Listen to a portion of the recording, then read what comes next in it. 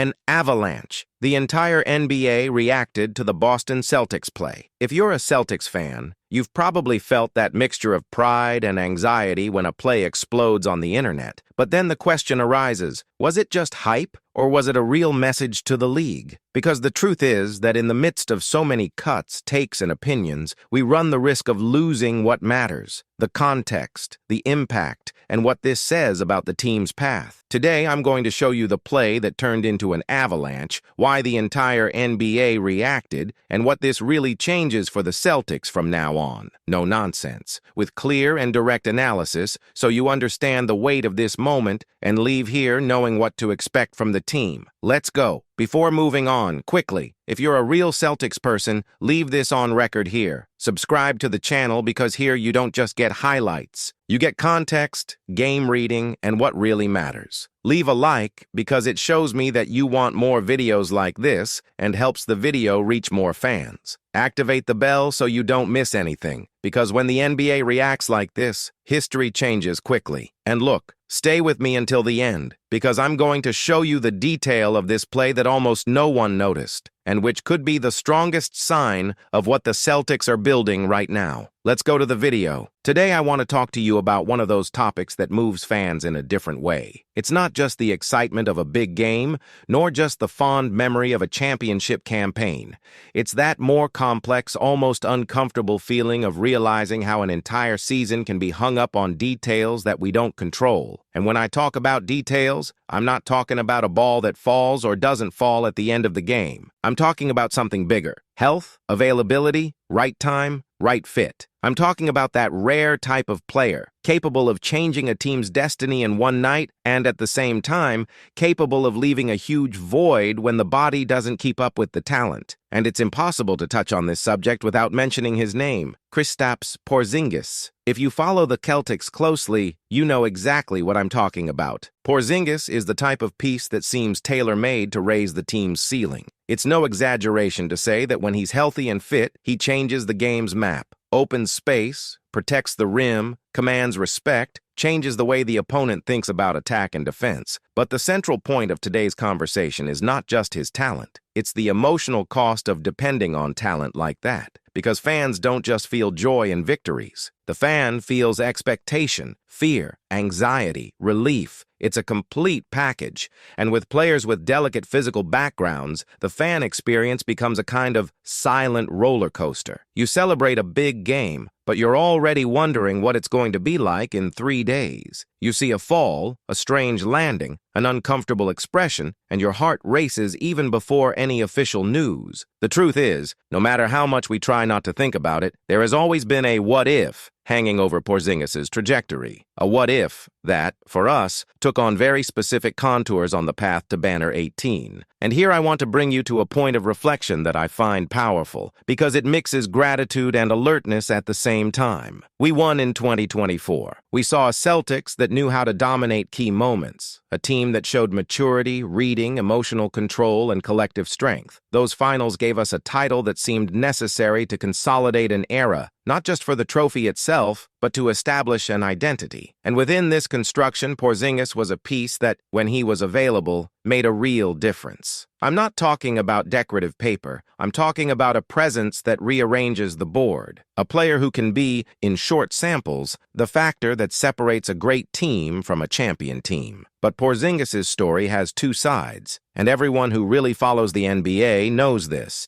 genius and the constant fight against your own body. Now imagine this same storyline being experienced by another team. Imagine a team that decides to bet big, that looks at the market and says, this is the piece that will take us to another level. Imagine the enthusiasm of the fans, the anticipation of the first games, the videos, the highlights of the best moments, the feeling that something great is being born. And then reality knocks on the door in the cruelest way possible. In the clip that became a topic around, with numbers that attract attention, and with a narrative that gained strength, the story of Porzingis at the Atlanta Hawks appears as an intense mix of brilliance and frustration. For one thing, when he plays, the indicators seem to scream all-star. Consistent production, strong defensive presence, three-pointers falling at a good percentage, clear packed. But, on the other hand, the question that always returns, how many games can he be on the court? And when availability doesn't match talent, that initial dream turns into something much more tense. The fan begins to live the season with one foot in enthusiasm and the other in concern. The technical committee needs to recalculate the route. The squad needs to compensate for absences.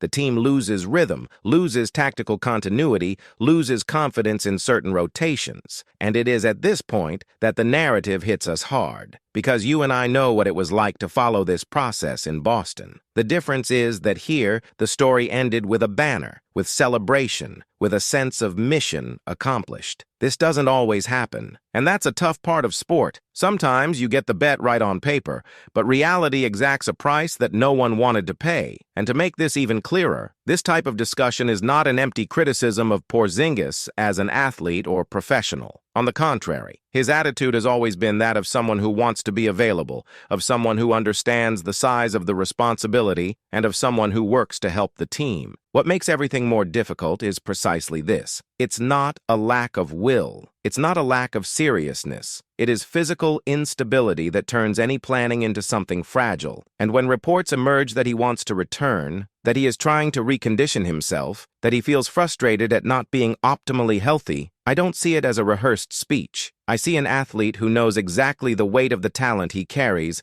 and how much his body can limit this impact. This also opens up an interesting discussion about his role on the court. Because if there is a way to maximize a player like this today, perhaps it is not to insist on a rigid logic of ownership and high minutes. Perhaps the path is collective intelligence, cargo management, rotation adjustments, planning that accepts physical reality without wasting what it can deliver. And yes, there is a lot of dignity in a player being able to say, I want what's best for the team, even if that's not the ideal scenario for me. That's not a nice interview phrase. This is the type of mentality that within a locker room makes a difference, because the NBA is made up of ego, hierarchy, status. And when a player of Porzingis's caliber demonstrates that flexibility, the environment takes on a different kind of strength. Now, the question that Celtics fans inevitably ask is different. What does this story teach us about our own path? And I think the answer goes through one simple word: perspective. We need to be able to recognize two things at the same time. First, the Celtics benefited enormously from the technical ceiling that Porzingis offers. There were moments when his presence helped to unlock games, punish mismatches, and impose defensive respect. The title is not a sum of just one name,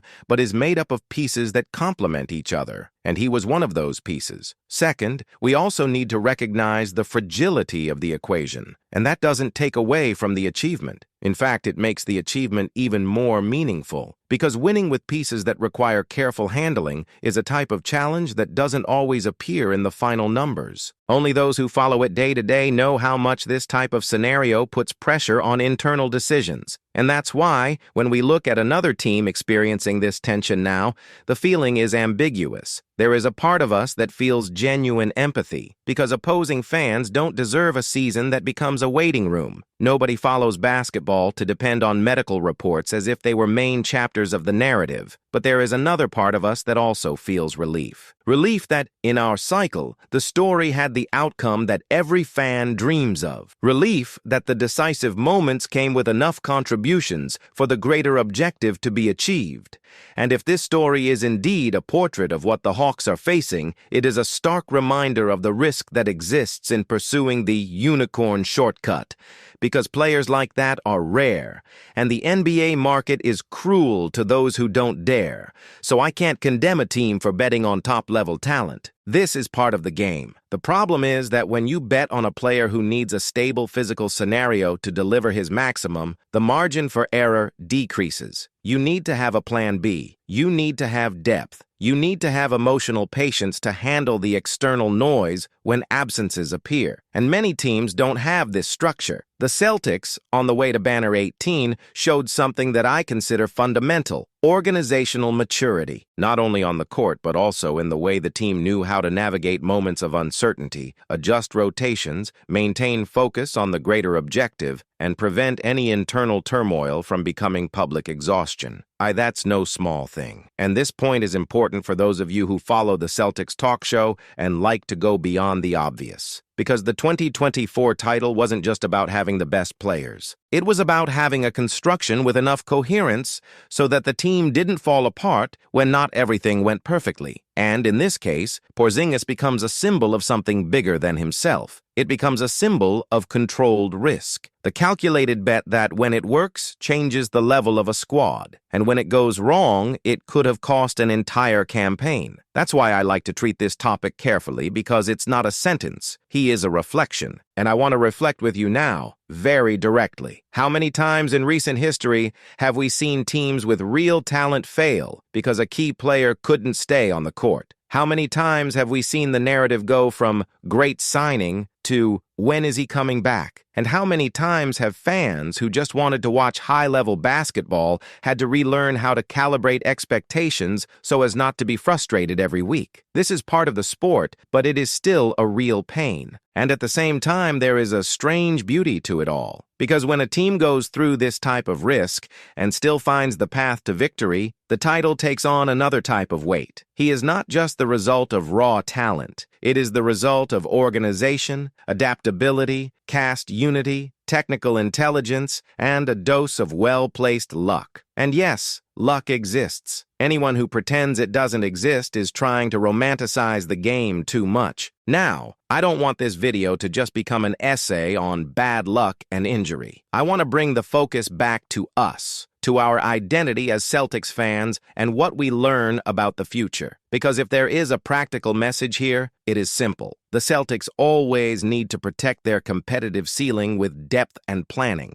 Champion teams are not just made up of 5 names. They are made of a structure that can withstand an absence without losing the soul of the game. And the modern NBA demands it. The intensity is greater, the calendar is demanding, the physical level is brutal, and the margin for error in the playoffs is minimal. So, when you think about Porzingis, I invite you to think with 2 lenses at the same time. The lens of gratitude, because he helped raise our level and was part of a historic achievement. And the lens of conscience, because relying too much on any piece with a delicate history is always too big a risk to treat lightly. And at the end of the day, this is the conversation I most enjoy having here on the Celtics Talk Show. It's not just about narrating what happened. It's about understanding meaning. It's about looking at a story that's going around the league, whether as a fact, as a moment in time, or as a debate scenario, and seeing the mirror that it puts in front of us. Because that's what basketball is too. Memory, comparison, learning, trend reading. And if you've come this far with me, I want to leave you with one last question for you to think about calmly. If a player can be, at the same time, the piece that brings you closer to the title and the risk that can take everything out of your hands, what is the right balance point? It's a difficult question, but the great teams, the teams that build eras, are precisely those that can answer this with intelligence, without despair, and without illusion. And that's why Banner 18 Celtics carry so much weight in the franchise's timeline, not just for the trophy, but because he reminded us that, in the NBA, winning also means surviving your own risks without losing the direction of the project. And that's exactly why this story isn't just about Porzingis. It's about the price of betting big, about the risk hidden behind rare talent, and about how in the NBA, a season can turn upside down not because of a lack of quality, but because of a lack of available bodies to sustain the promise. The Celtics experienced the most beautiful side of this story. The piece fell into place in time, the impact appeared where it needed to be, and Banner 18 came. But the truth that no one can ignore is simple and implacable. Not every team that bets on a unicorn reaches the end of history with a title in hand. So when you look at the league now, remember this: championships are not decided just by talent. They are decided by consistency, by planning, by depth, and by that detail that separates dreams from reality. Who can be on the court when everything weighs heavily? And if you want to continue diving into this type of analysis, direct, in-depth, and with real context about our Celtics, I left something special for you. Go to the pinned comment and enter the Celtics Analyses playlist. There I organize the most important readings of the team, the key moments, the adjustments that no one notices at first, and the discussions that really help to understand where the Celtics are going. Watch the next one from the playlist now, because today's theme connects with everything we are experiencing and what still lies ahead. See you there.